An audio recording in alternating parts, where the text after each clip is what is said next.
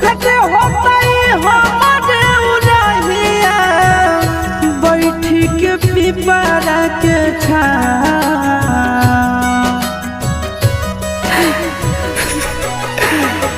देखते होता हमारे उड़हिया बैठी के पिपरा के रुक रुक रुक अरे टरेनिया रुक रुक रुक रे टरेनिया